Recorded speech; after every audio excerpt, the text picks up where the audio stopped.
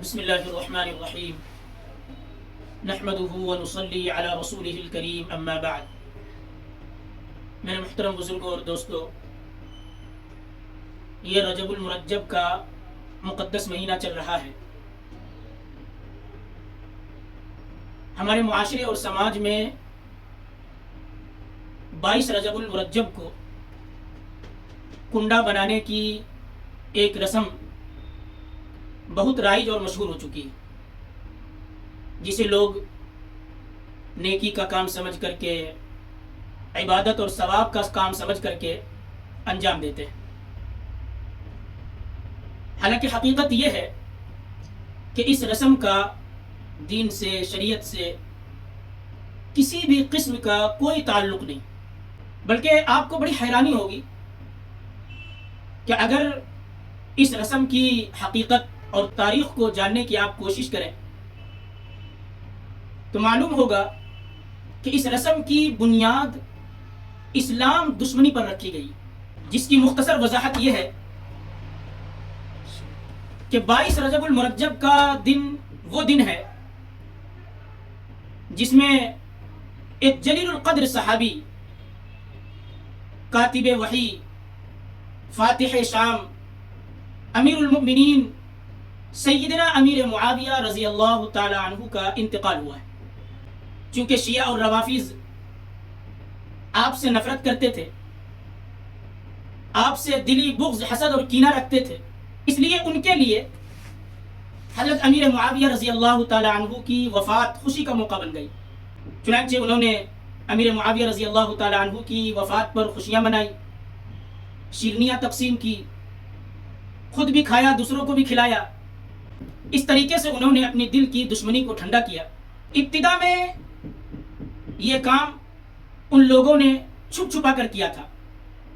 تاکہ سنیوں کو معلوم نہ ہو، لیکن کچھ عرصے کے بعد جب سنیوں کو اس بات کی خبر پہنچی اور اس سازش کا پردہ فاش ہونے لگا تو ان لوگوں نے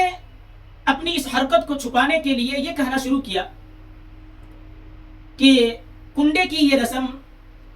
ہم امام جعفر صادق رحمۃ اللہ علیہ کی فاتحہ اور ان کی ولادت کی خوشی میں انجام دیتے ہیں. حالانکہ حقیقت یہ ہے کہ تاریخ کی جتنی بھی معتبر کتابیں ہیں، اب ساری کتابوں کو کھنگال لیجیے، تاریخ کی ساری کتابیں یہ بتاتی ہیں 22 رجب کا دن نہ تو امام جعفر صادق رحمۃ اللہ علیہ کی ولادت کا دن ہے اور نہ ہی آپ کی وفات کا دن ہے. یعنی اس تاریخ کا امام جعفر صادق رحمۃ اللہ علیہ سے کسی بھی قسم کا کوئی ثابت شدہ تعلق نہیں. بات یہی ختم نہیں ہوئی، بلکہ عوام کو مطمئن کرنے کے لیے فرضی قصے، من گھڑت واقعات اور کہانیاں بنا کر امام جعفر صادق رحمۃ اللہ علیہ کی طرف منسوب کر دی گئی، اور بالآخر آہستہ آہستہ اس سازشی رسم کو دین کا رنگ دے کر کے عام مسلمانوں کے درمیان میں پھیلا دیا گیا، جس کا یہ نتیجہ ہوا کہ آج بھی سادہ دل مسلمان حقیقت جانے بغیر ثواب کی نیت سے اس رسم بد کو انجام دے رہے ہیں. حالانکہ حقیقت یہ ہے کہ کنڈے کی یہ رسم نہ تو قرآن سے ثابت ہے، نہ سنت اور حدیث سے ثابت ہے، نہ صحابہ کرام سے ثابت ہے، نہ تابعین اور تبع تابعین سے ثابت ہے، نہ ائمہ مجتہدین کے عمل سے ثابت ہے. یعنی اس رسم کا دین اور شریعت سے دور کا بھی واسطہ نہیں ہے. بلکہ حقیقت یہ ہے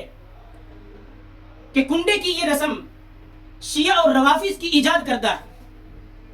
جو انہوں نے سیدنا امیر معاویہ رضی اللہ تعالی عنہ کی وفات کی خوشی میں شروع کیا تھا. ہر مسلمان کی یہ ذمہ داری بنتی ہے